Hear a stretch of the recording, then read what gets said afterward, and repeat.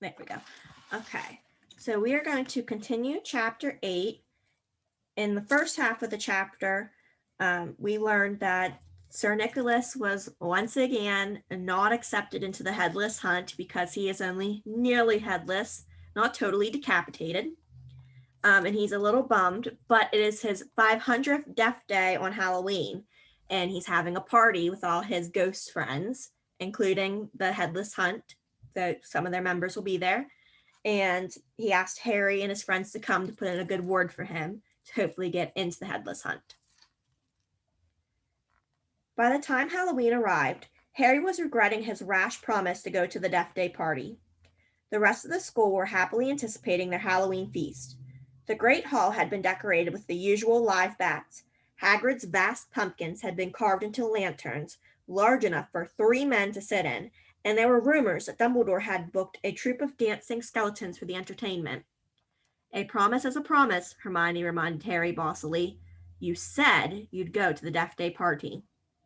So at 7 o'clock, Harry, Ron, and Hermione walked straight past the doorway to the packed great hall, which was glittering invitingly with gold plates and candles, and directed their steps instead towards the dungeon.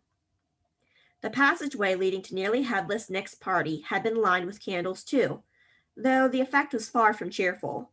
These were thin, long, jet black tapers, all burning bright blue, casting a dim, ghostly light even over their own living faces. The temperature dropped with every step they took. As Harry shivered and drew his robes tightly around him, he heard what sounded like 1,000 fingernails scraping an enormous blackboard. Is that supposed to be music? Ron whispered. They turned a corner and saw nearly headless Nick standing at a doorway hung with black velvet drapes. My dear friends, he said mournfully, welcome, welcome, so pleased you could come. He swept off his plumed hat and bowed them inside. It was an incredible sight. The dungeon was full of hundreds of pearly white, translucent people, mostly drifting around a crowded dance floor, waltzing to the dreadful, quavering sound of 30 musical saws, played by an orchestra on a black draped platform. A chandelier overhead blazed midnight blue with 1,000 more black candles. Their breath rose in a mist before them. It was like stepping into a freezer. Shall we have a look around? Harry suggested, wanting to warm up his feet. Careful not to walk through anyone, said Ron nervously, and they set off around the edge of the dance floor. They passed a group of gloomy nuns, a ragged man wearing chains, and the fat friar, a cheerful Hufflepuff ghost, who was talking to a knight with an arrow sticking out of his forehead. Harry wasn't surprised to see that the Bloody Baron, a gaunt, staring Slytherin ghost covered in silver bloodstains, was being given a wide berth by the other ghosts. Oh no, said Hermione, stopping abruptly. Turn back! Turn back! I don't want to talk to Moaning Myrtle. Who? Said Harry as they backtracked quickly. She haunts the girls' toilet on the first floor, said Hermione. She haunts a toilet? Yes, it's been out of order all year because she keeps having tantrums and flooding the place.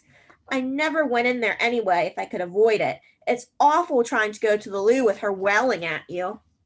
Look, food, said Ron. On the other side of the dungeon was a long table, also covered in black velvet. They approached it eagerly, but next moment had stopped in their tracks, horrified. The smell was quite disgusting.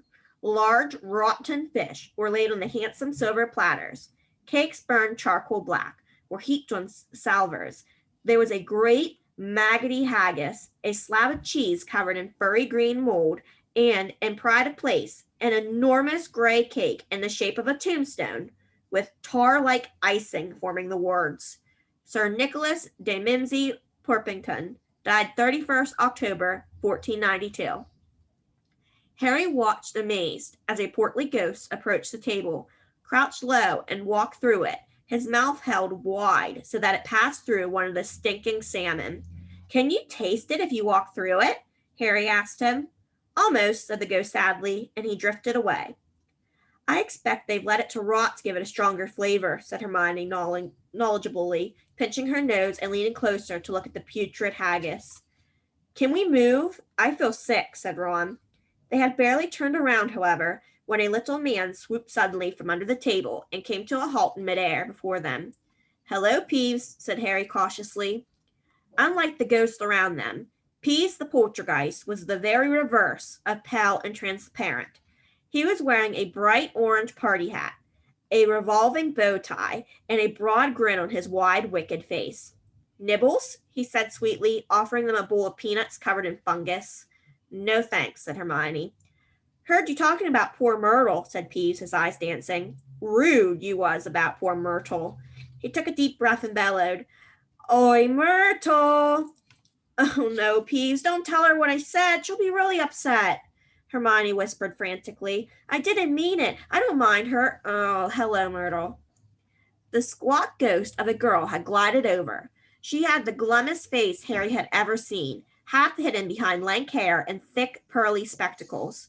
What? She said sulkily.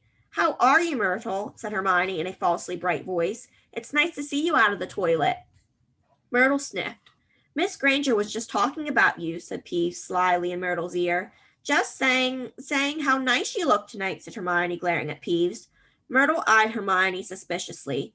You're making fun of me, she said, silver tears welling rapidly in her small see-through eyes. No, honestly, didn't I just say how nice Myrtle looks? Said Hermione, nudging Harry and Ron painfully in the ribs. Oh, yeah, she did. Don't lie to me, Myrtle gasped, tears now flooding down her face, while Peeves chuckled happily over her shoulder. Do you think I don't know what people call me behind my back? Fat Myrtle, ugly Myrtle, miserable, moaning, moping Myrtle. You've missed out Spotty, Peeves hissed in her ear. Moaning Myrtle burst into anguished sobs and fled from the dungeon. Peeves shot after her, pelting her with moldy peanuts, yelling, Spotty, Spotty! Oh dear, said Hermione sadly. Nearly headless Nick now drifted towards them through the crowd. Enjoying yourselves? Oh yes, they lied. Not a bad turnout, said Nearly Headless Nick proudly. The Welling widow came all the way up from Kent. It's nearly time for my speech. I'd better go and warn the orchestra. The orchestra, however, stopped playing at that very moment. They and everyone else in the dungeon fell silent, looking around in excitement as a hunting horn sounded. Oh, here we go, said Nearly Headless Nick bitterly. Through the dungeon wall burst a dozen ghost horses, each ridden by a headless horseman. The assembly clapped wildly. Harry started to clap too, but stopped quickly at the sight of Nick's face. The horse galloped into the middle of the dance floor and halted, rearing and plunging. A large ghost at the front, whose bearded head was under his arm, blowing the horn, leapt down, lifted his head high in the air so he could see the crowd. Everyone laughed, and strode over to Nearly Headless Nick, squashing his head back onto his neck. Nick, he roared, how are you? Head still hanging in there? He gave a hearty cough and clapped Nearly Headless Nick on the shoulder. Welcome, Patrick, said Nick stiffly.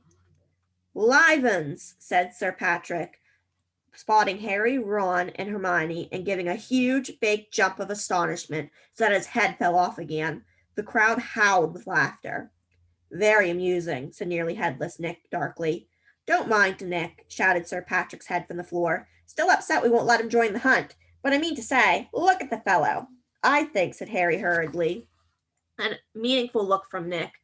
Nick's very frightening in her. Ha! Yelled Sir Patrick's head. Betty asked you to say that. If I could have everyone's attention, it's time for my speech, said Nearly Headless Nick loudly, striding towards the podium and climbing into an icy blue spotlight. My late lamented lords, ladies, and gentlemen, it is my great sorrow. But nobody heard much more. Sir Patrick and the rest of the Headless Hunt had just started a game of head hockey, and the crowd were turning to watch. Nearly Headless Nick tried vainly to recapture his audience, but gave up as Sir Patrick's head went sailing past him to loud cheers. Harry was very cold by now, not to mention hungry. I can't stand much more of this, Ron muttered, his teeth chattering as the orchestra ground back into action and the ghost swept back onto the dance floor. Let's go, Harry agreed. They backed towards the door, nodding and beaming at everyone who looked at them, and a minute later were hurrying back up the passageway full of black candles. Pudding might not be finished yet, said Ron hopefully, leading the way towards the steps to the entrance hall. And then Harry heard it. Rip, tear, kill. It was the same voice, the same cold, murderous voice he had heard in Lockhart's office.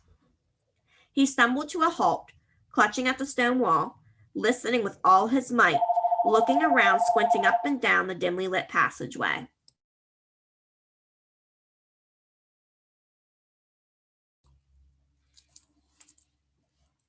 Harry, what are you? It's that voice again. Shut up a minute. So hungry for so long. Listen, said Harry urgently, and Ron and Hermione froze, watching him. Kill. Time to kill. The voice was growing fainter. Harry was sure it was moving away, moving upwards. A mixture of fear and excitement gripped him as he stared at the dark ceiling. How could it be moving upwards? Was it a phantom to whom stone ceilings didn't matter?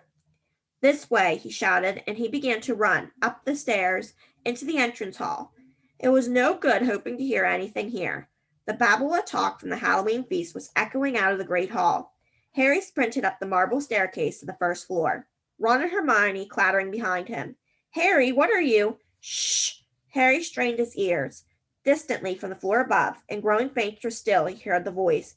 I smell blood. I smell blood. His stomach lurched. It's going to kill someone, he shouted, and ignoring Ron and Hermione's bewildered faces, he ran up the next flight of steps, 3 at a time, trying to listen over his pounding footsteps. Harry hurtled around the whole of the second floor, Ron and Hermione panting behind him, not stopping until they turned a corner into the last deserted passage. Harry, what was that all about? Said Ron, wiping sweat off his face. I couldn't hear anything.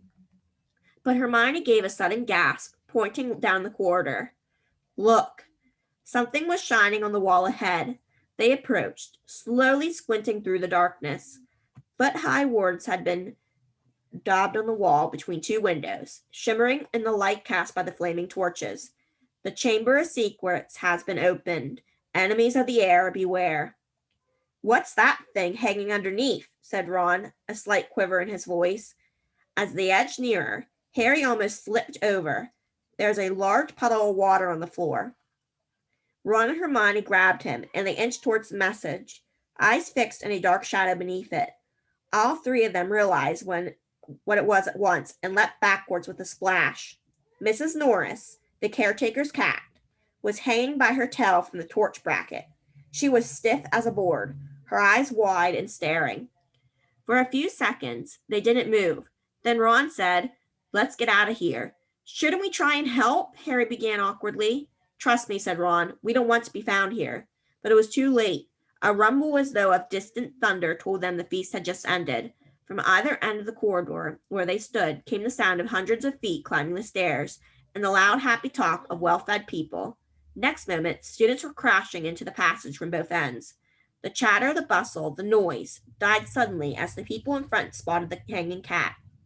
Harry, Ron, and Hermione stood alone in the middle of the corridor as silence fell among the mass of students, pressing forward to see the grisly sight. Then someone shouted through the quiet, Enemies of the air, beware! You'll be next, mudbloods. It was Draco Malfoy. He had pushed to the front of the crowd, his cold eyes alive, his usual bloodless face flushed as he grinned at the sight of the hanging, immobile cat.